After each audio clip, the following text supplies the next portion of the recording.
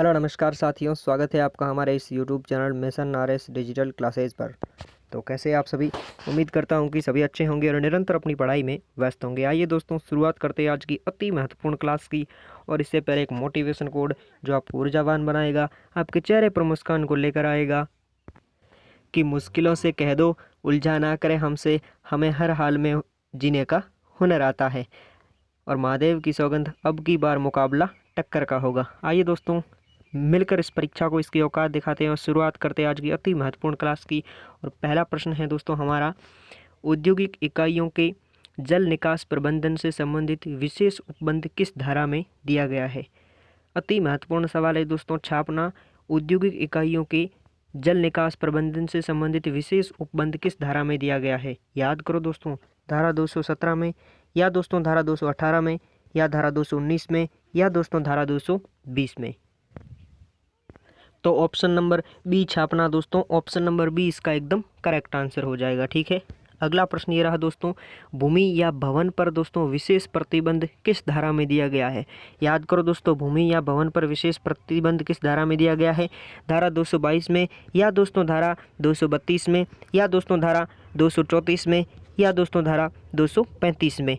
तो धारा 232 इसका एकदम करेक्ट आंसर हो जाएगा दोस्तों। ऑप्शन नंबर बी इसका एकदम सही आंसर हो जाएगा। ठीक है, अगले प्रश्न की ओर चलते हैं दोस्तों। अगला प्रश्न ये रहा दोस्तों, अग्निशमन दल की स्थापना और दोस्तों उसका रखरखाव करना किस धारा के अंतर्गत आता है? याद करो दोस्तों, किस धारा के अंतर्गत आता है?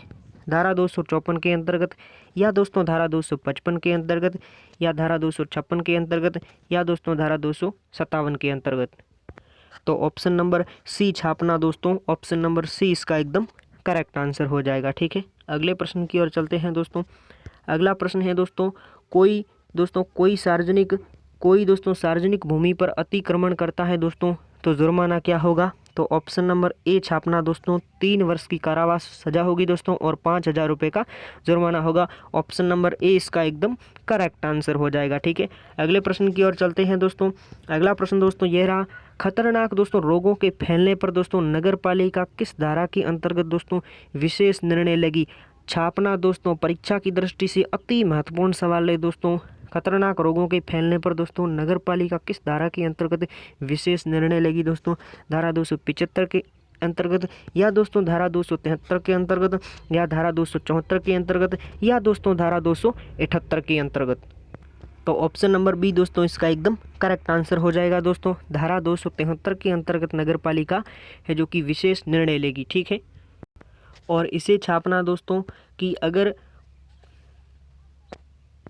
दोस्तों किसी विशेष कारण से दोस्तों सज़ा हो रही है, तो दोस्तों है जो कि विशेष कारण से सज़ा हो रही है तो न्यायालय द्वारा 3 माह से कम भी हो सकती है। इसे भी आपको थोड़ा ध्यान में रखना है। ठीक है, अगले प्रश्न की ओर चलते हैं दोस्तों। अगला प्रश्न है, कतिपय मामलों में सिविल न्यायालय का मेंशन किस धारा में दिया गया है? याद करो दोस्तों, धारा 304 में, या दोस्तों धारा 305 में, या धारा 303 में, या दोस्तों धारा 301 में।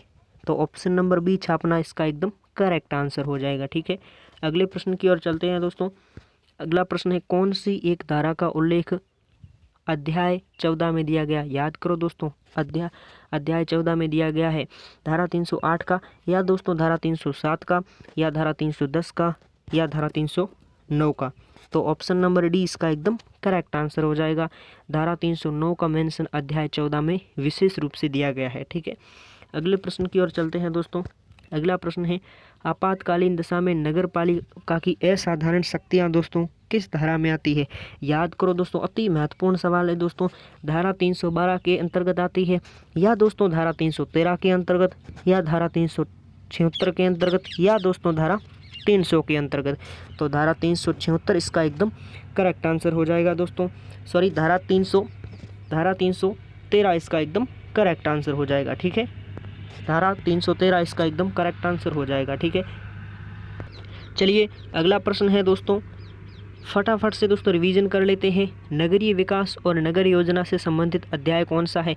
याद करो दोस्तों, नगरीय विकास और नगर योजना से संबंधित दोस्तों अध्याय कौन सा है? तो अध्याय 11 हो गया। ऑप्शन नंबर ए इसका एकदम करेक्ट आंसर हो गया। अगला है दोस्तों, यदि कोई व्यक्ति नगर पालिका के इनकार के बावजूद भी दोस्तों किसी भूखंड का उपविभाजन संबंधी कार्य करता है तो दोस्तों जुर्माना कितना होगा, 5,000 का होगा, 5,000 का होगा। ऑप्शन नंबर सी इसका एकदम करेक्ट आंसर हो गया।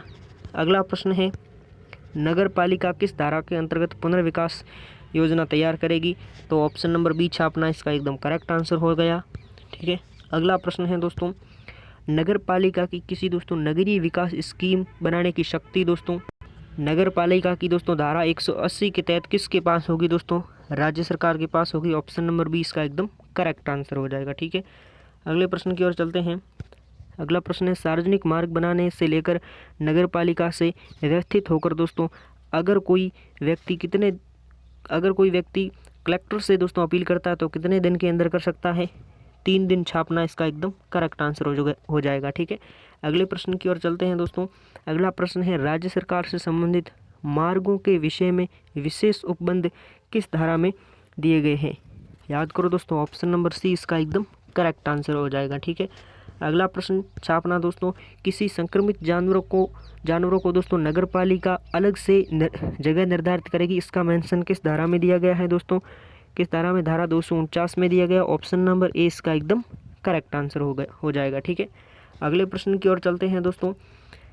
ये कल वाला प्रश्न है दोस्तों, नगर पालिका दूध विक्रय हेतु किस धारा के अंतर्गत व्यक्ति को एक विशेष लाइसेंस प्रदान करेगी, याद करो दोस्तों, आपने तो बताया नहीं कमेंट बॉक्स में किस धारा के अंतर्गत होगी दोस्तों, तो धारा 25 छापना इसका एकदम करेक्ट आंसर हो जाएगा। ठीक है, और 26 नवंबर को दोस्तों छापना राष्ट्रीय दुग्ध दिवस भी मनाया जाता है। ठीक है, ये दोस्तों आज का प्रश्न हो गया। नगर पालिका और दोस्तों कानूनी बोर्ड के बीच कोई विवाद उत्पन्न हो जाता है दोस्तों तो किसका विनिश्चय अंतिम होगा, इसका ऑप्शन आपको कमेंट बॉक्स में छाप कर बताना है। ठीक है दोस्तों, ये आज की हमारी क्लास हो गई दोस्तों, और ये आपके PDF नोट्स हो गए। ठीक है दोस्तों, क्लास अच्छी लगी हो तो लाइक ज़रूर करें और सब्सक्राइब भी कर लें चैनल को। देखिए आज विशेष धाराएं करवाई गई है तो आप इन्हें 2-3 बार पढ़ना है ना, क्योंकि धाराओं को समझना थोड़ा मुश्किल होता है और याद करने के लिए इन्हें थोड़ा रट्टा लगाना होगा आपको, क्योंकि अगर दूसरी कोई चीज़ होती तो हम इन्हें समझ कर याद कर लेते। ठीक है ना, तो ये धाराएं हैं, इन्हें आप 2-3 बार पढ़ना। और कमेंट आ रहे थे कि सर इसकी PDF, तो PDF मैं इनकी टेलीग्राम पर डाल दूंगा इस वीडियो की PDF। ठीक है, वहाँ से आपको PDF मिल जाएगी। ठीक है दोस्तों, ध्यान रखिएगा अपना, खुश रहिएगा, मस्त रहिएगा और लगातार मेहनत कीजिए। लगा दो आग पानी में, जवानी उसे कहते हैं, और छीन लो अपना सिलेक्शन, कहानी उसे कहते हैं। ठीक है दोस्तों, मिलता हूँ अगली वीडियो में, तब तक के लिए लगातार पढ़ते रहिए। और जल्द ही हम राजस्थान GK की भी शुरुआत करने वाले हैं, तो आप कमेंट बॉक्स में बताना कि राजस्थान GK की क्लास आपके लिए कब लाई जाए। हालांकि पहले तो B पार्ट कंप्लीट करेंगे, उसके बाद है जो कि अपना A पार्ट लाएंगे, यानी राजस्थान GK लाएंगे। एक्चुअली में दोस्तों होता क्या है कि राजस्थान GK हम याद कर सकते हैं, लेकिन धाराओं को याद करना, B पार्ट को याद करना, इनके क्वेश्चंस को याद करना थोड़ा टफ हो जाता है ना, तो लगातार इसकी क्लासें लाएंगे, फिर है जो कि आपका A पार्ट लाएंगे। ठीक है दोस्तों, मिलता हूँ अगली वीडियो में, तब तक के लिए पढ़ते रहिए।